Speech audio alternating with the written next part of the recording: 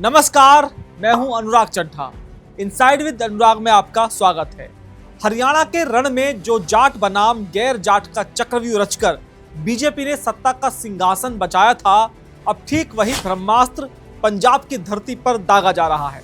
पंजाब की सियासत में सिख जाटों का वर्चस्व हमेशा से रहा है। राज्य की लगभग 25% आबादी वाले सिख जाट मुख्य रूप से बड़े किसान और जमींदार वर्ग से आते हैं और सत्ता की चाबी इन्हीं के इर्द गिर्द घूमती है।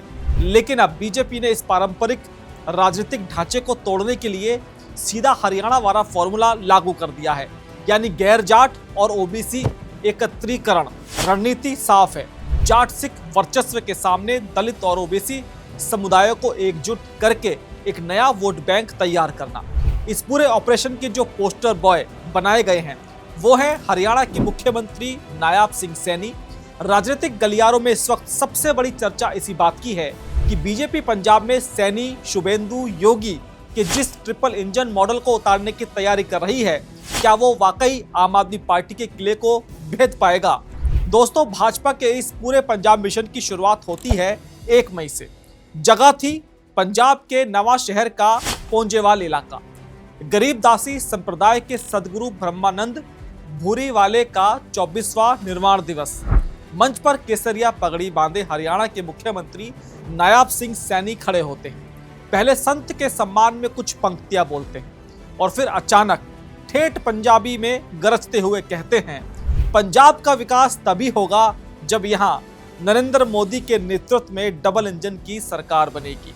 यह कोई सामान्य बयान नहीं था, यह विधानसभा चुनावों के लिए बीजेपी के पंजाब प्लान का शंखनाद था। अगर आंकड़ों को देखें तो पिछले महज 5 से 6 महीनों के भीतर नायाब सिंह सैनी पंजाब में 45 से ज्यादा दौरे और 65 से ज्यादा छोटे बड़े कार्यक्रम कर चुके हैं। अब सवाल ये उठता है कि आखिर नायाब सिंह सैनी ही क्यों? पंजाब में बीजेपी के पास अपने नेता भी हैं, लेकिन सैनी को ही आगे क्यों किया जा रहा है? इसे समझने के लिए आपको पंजाब का जातीय समीकरण समझना होगा। पंजाब में करीब 33% आबादी ओबीसी वर्ग की है। पंजाब की कुल 117 विधानसभा सीटों में से 38 से 40 सीटें ऐसी हैं जहां पर यह ओबीसी आबादी सीधे तौर पर हार जीत तय करने की ताकत रखती है। नायाब सिंह सैनी खुद अंबाला से आते हैं, जो पंजाब बॉर्डर से सटा है। उनका पंजाब और हरियाणा की सांझी संस्कृति से सीधा जुड़ाव है। वो धारा प्रवाह पंजाबी बोलते हैं। मुख्यमंत्री बनने से पहले सैनी करीब 3 साल तक पंजाब में बीजेपी के ओबीसी मोर्चा के प्रभारी रहे हैं। अब जरा पंजाब के अलग अलग क्षेत्रों में इस ओबीसी गणित के प्रभाव को बारीकी से समझ लीजिए। पंजाब का सबसे बड़ा ओबीसी प्रभाव वाला इलाका दोआबा क्षेत्र है।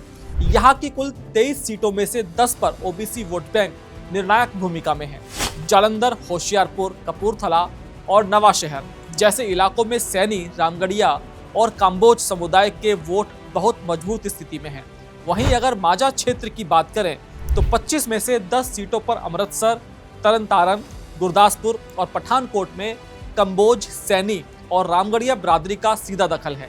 इसके अलावा मालवा क्षेत्र, जो पंजाब की राजनीति का सबसे बड़ा अखाड़ा है, वहां की 69 सीटों में से 18 सीटों पर लुधियाना से लेकर मोहाली और पटियाला तक शहरी और अर्धशहरी इलाकों में सैनी, कंबोज और गुजर समुदाय एक बड़े स्विंग फैक्टर के रूप में मौजूद है।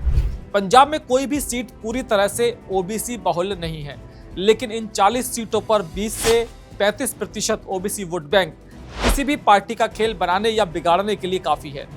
इसी राजनीतिक जमीन पर बीजेपी अपना ट्रिपल इंजन मिशन सेट कर रही है, यानी सैनी का ओबीसी गणित, योगी का कानून व्यवस्था मॉडल और शुभेंदु अधिकारी जैसा आक्रामक चेहरा।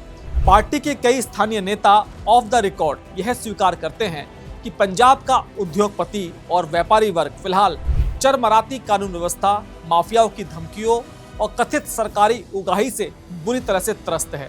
ऐसे में यह व्यापारी वर्ग हरियाणा में सैनी द्वारा व्यापार के लिए बनाए गए आसान सिस्टम और उत्तर प्रदेश के योगी मॉडल की तरफ उम्मीद से देख रहा है।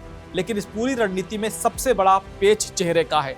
जैसे पश्चिम बंगाल में ममता बनर्जी के खिलाफ बीजेपी ने शुभेंदु अधिकारी के रूप में एक मजबूत और आक्रामक स्थानीय चेहरा खड़ा किया था, वैसा चेहरा पंजाब में बीजेपी के पास अरविंद केजरीवाल या भगवंत सिंह मान के सामने नहीं है। हाल ही में राघव चड्ढा को लेकर भी राजनीतिक गलियारों में सुगबुगाहट तेज हुई थी, लेकिन पार्टी के भीतर से जो खबरें बाहर आ रही हैं वो कुछ और ही कहानी बयां करती हैं। कई वरिष्ठ नेताओं का ऑफ द रिकॉर्ड मानना है कि सिर्फ हाईकमान के स्तर पर फैसले लेने या किसी बड़े नाम को शामिल कर लेने से जमीन पर जन समर्थन नहीं जुटता। राघव चड्ढा को लेकर विवादों का जो इतिहास रहा है, उसे देखते हुए अगर भविष्य में उन्हें कोई बड़ा राजनीतिक चेहरा बनाया जाता है तो यह बीजेपी के लिए फायदे से ज्यादा जोखिम का सौदा साबित हो सकता है।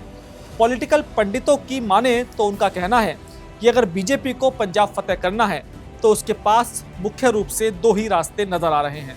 पहला रास्ता अकाली दल के असंतुष्ट धड़े से होकर गुजरता है। भले ही बीजेपी ने अकेले चुनाव लड़ने का सार्वजनिक ऐलान कर दिया हो, लेकिन सत्ता के गलियारों में यह चर्चा भी सुनने को मिल रही है कि बीजेपी का शीर्ष नेतृत्व अकाली दल के बागी नेताओं के साथ लगातार संपर्क बनाए हुए है।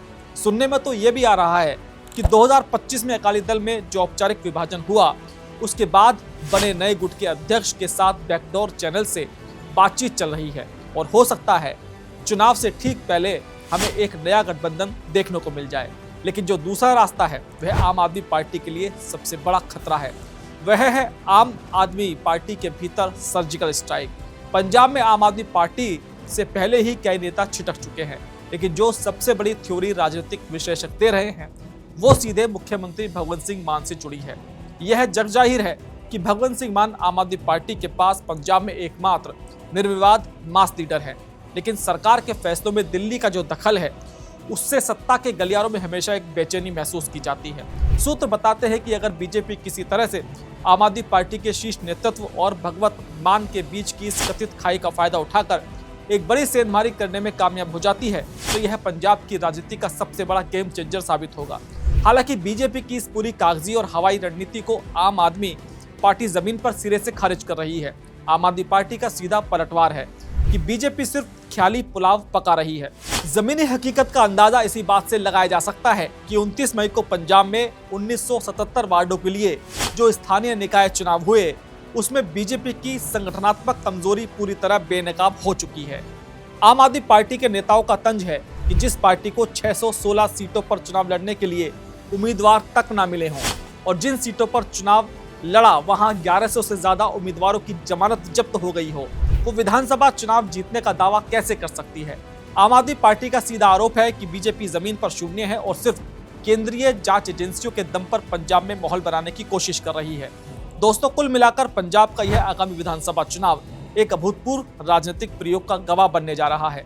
क्या नायाब सिंह सैनी पंजाब में दलितों और ओबीसी को साधकर सिख जाट वर्चस्व के खिलाफ वोट ट्रांसफर कराने वाले वो पुल बन पाएंगे जिसकी बीजेपी को तलाश है, या फिर उनका यह दौरा और पगड़ी बांधकर पंजाबी बोलना सिर्फ एक प्रतीकात्मक तस्वीर बनकर रह जाएगा। ओबीसी कार्ड पंजाब की राजनीति के लिए बिल्कुल नया है, लेकिन बिना किसी मजबूत स्थानीय चेहरे और ठोस जमीनी संगठन के सिर्फ हवाई दौरों से पंजाब का किला फतेह करना बीजेपी के लिए लोहे के चने चबाने से कम नहीं होगा। ऊंट किस करवट बैठेगा, यह आने वाले कुछ महीनों में होने वाली राजनीतिक उठापटक ही तय करेगी। दोस्तों, पंजाब को लेकर मेरा ये विश्लेषण आपको कैसा लगा, कमेंट बॉक्स में जरूर लिखकर बताइएगा। साथ ही साथ मेरे चैनल को सब्सक्राइब करना बिल्कुल मत भूलिएगा। तो आपसे मुलाकात होगी किसी दूसरी खबर के साथ। नमस्कार।